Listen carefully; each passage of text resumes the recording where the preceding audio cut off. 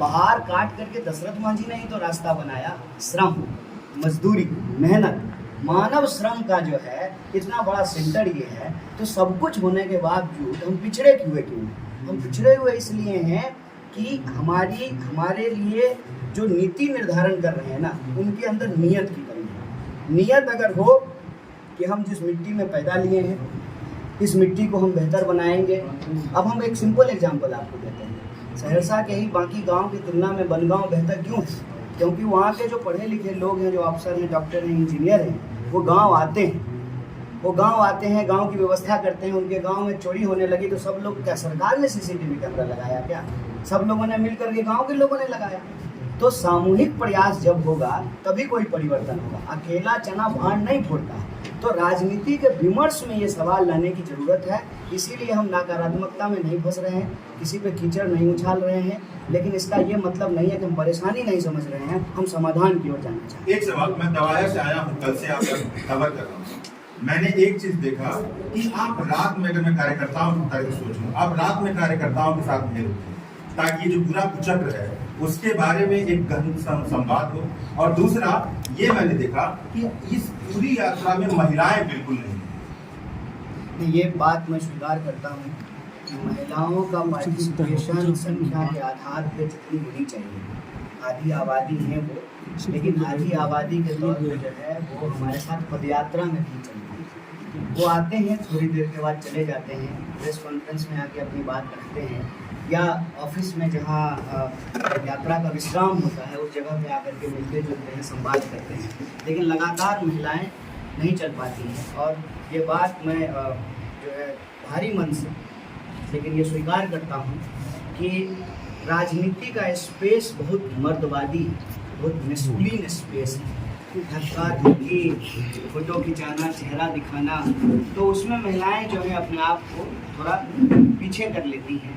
लेकिन हमारी कोशिश जरूर है कि महिला, कल जो है जो बाबा कबीर है वहाँ पर थे, बनगांव में जो है तिब्बती स्थान में हमारी एक सभा हुई, तो वहाँ के लोगों ने भी, ये इलाके का एक बहुत ही विकसित गांव है, लेकिन स्थिति ये है कि घरों में आपको कोई नौजवान इंसान नहीं मिलेगा, या तो बूढ़े हैं या बच्चे हैं।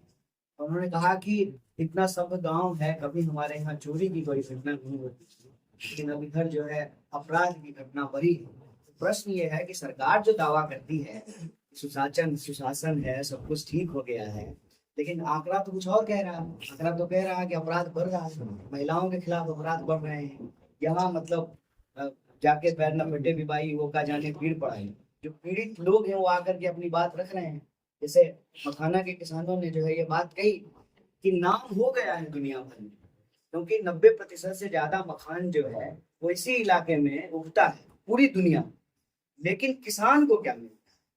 सुपर फूड बन गया है, तो सारा मुनाफा जो है वो तो बिचौलियों को मिल रहा है।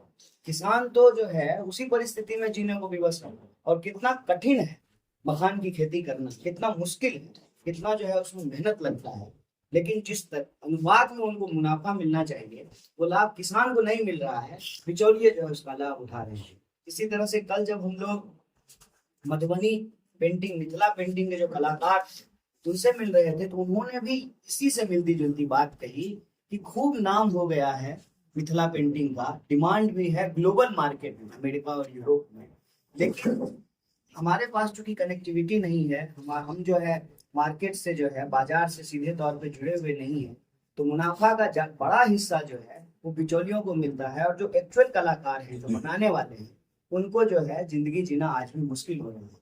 तो हमारी कोशिश भर ये इतनी है कि इस यात्रा के माध्यम से बिहार के अलग अलग इलाके के जो स्थानीय मुद्दे हैं उसको उठा सकें। जैसे हमारी यात्रा जब आ रही थी जिला कांग्रेस कमेटी, तो रोड पे ही जो है फाटक पड़ा, रेलवे फाटक। हमने कहा कि एकदम जिले के जो है मुख्य मतलब बीचों बीच ये फाटक है, स्वाभाविक रूप से जो है यहाँ भयंकर जाम लगता होगा। अब ऐसा आपको कहीं रेयर ही देखने को मिलेगा कि शहर के बीच में अगर कहीं रेलवे लाइन क्रॉस कर रहा हो तो हर जगह ओवर ब्रिज बन गया है, फ्लाईओवर बन गया है। हम देखिए कि सहरसा में जो है अभी तक फ्लाईओवर नहीं बना है। तो फिर हमने पूछा, लोगों ने कहा कि घंटों जाम लगा। बहुत भयानक जाम की समस्या है और सब कुछ हो चुका है। मतलब शिलान्यास भी हो गया, उसका क्रेडिट लेने का आपाधापी भी हो गया, हम बनवाए तो हम बनवाए। और इसका भी हालत वही है दरभंगा के एम्स की तरह, कि दरभंगा का एम्स बना भी नहीं और लोग जो है उसकी वाहवाही लूटना शुरू कर दिए। तो ये जो हमारी स्थिति है कि हमारा इतना गौरवशाली इतिहास है, इतनी शानदार जो है हमारी परंपरा और संस्कृति है, हमारा वर्तमान इतना चुनौतीपूर्ण क्यों है? और इस वर्तमान को बदले बिना हमारा भविष्य सुंदर नहीं हो सकता है। तो इस यात्रा के माध्यम से राजनीति से इतर हमारी कोशिश यही है कि जो लोग प्रभावित हैं, इसको अंग्रेजी में कहते हैं वॉइस ऑफ अनहर्ड, उन लोगों की जो है आवाज जो है यात्रा बन सके। और एक बार पुनः आप सब लोग इस यात्रा को कवर कर रहे हैं, आपका बहुत धन्यवाद। यात्रा से संबंधित अगर कोई प्रश्न होगा तो हम लोग यथासंभव जवाब देंगे। बहुत बहुत धन्यवाद। कहने को तो हर कोई कुछ ना कुछ कहेगा ही, क्योंकि मेरी अपनी एक विचारधारा है, मैं एक पार्टी से जुड़ा हुआ, उस पार्टी का अपना एक इतिहास है, तो उस पार्टी की अपनी संस्कृति परंपरा है, उसकी अपनी विचारधारा है। तो स्वाभाविक रूप से जो उससे असहमत होंगे उस पर सवाल उठाएंगे। और हमारी विचारधारा, हमारी पार्टी की विचारधारा हमको यही सिखाता है, लेट्स एग्री टू डिसएग्री।